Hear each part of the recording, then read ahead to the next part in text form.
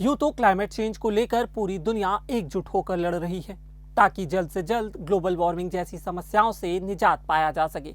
मगर फिर भी इस दिशा में कौन सा देश कैसा काम कर रहा है, इसे लेकर क्लाइमेट चेंज परफॉर्मेंस इंडेक्स 2021 जारी की गई है। और हम भारतीयों के लिए खुशखबरी ये है कि इस लिस्ट में भारत टॉप 10 देशों की लिस्ट में शामिल है जो क्लाइमेट चेंज को लेकर ठोस और अहम कदम उठा रहे हैं। इस रिपोर्ट में भारत को 63.98% के स्कोर के साथ 10वें नंबर पर रखा गया है। और यह भी उल्लेखनीय बात है कि इस टॉप 10 में भारत को लगातार दूसरे साल शामिल किया गया है। हालांकि इस बार भारत एक नंबर पिछड़ गया है। पिछले साल 66.02% के साथ भारत 9वें स्थान पर था। क्लाइमेट चेंज की दिशा में पेरिस समझौते को काफी अहम माना जाता रहा है, जिसके 5 साल अभी हाल ही में पूरे हुए हैं। इस मौके पर भारत सरकार की तरफ से कहा गया कि क्लाइमेट चेंज ऐतिहासिक रूप से हुए बदलावों का नतीजा है और इसमें भारत की भूमिका नगण्य रही है।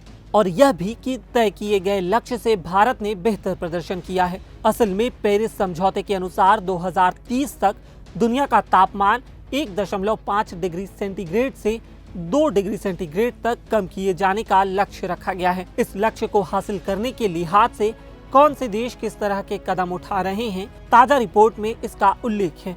बता दें कि टॉप 10 में भारत के शुमार होने वाली इस लिस्ट में 4 कसौटियां रखी गई थी, जिन्हें लेकर उठाए जा रहे कदमों को प्रदर्शन का आधार माना गया है। इनमें ग्रीन हाउस गैसों का emission 40%, renewable energy 20%, energy use 20% और क्लाइमेट नीति 20% शामिल है। इन तमाम श्रेणियों में देशों को मार्किंग के आधार पर बेहतर, औसत और कमजोर प्रदर्शन करने वाले खाकों में रखा गया है।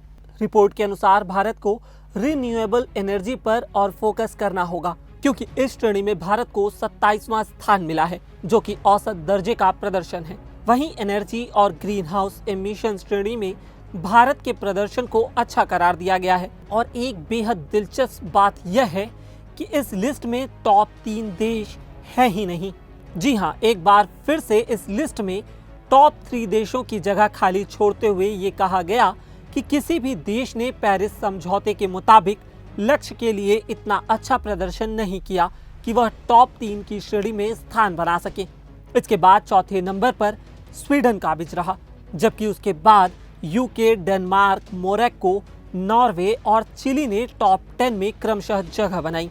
अमेरिका, सऊदी अरब, कनाडा, ऑस्ट्रेलिया, दक्षिण कोरिया और रूस जैसे प्रमुख देश इस लिस्ट में सबसे निचले पायदानों पर हैं। इस साल यानी कि 2020 के पहले 6 महीनों के दौरान दुनिया भर में ग्रीन हाउस इमिशन में 8.8% की कमी देखी गई, जो कि 6 महीनों में दर्ज की गई सबसे बड़ी कमी है और पहले कभी दर्ज भी नहीं हुई। मगर साफ तौर पर इसका कारण दुनिया भर में कोविड-19 के चलते लगे लॉकडाउन ही रही। गौरतलब है कि 2015 से प्रकाशित किए जा रहे इस इंडेक्स का मकसद तमाम देशों के बीच क्लाइमेट की दिशा में किए जा रहे प्रयासों को पारदर्शिता के साथ पेश करना है।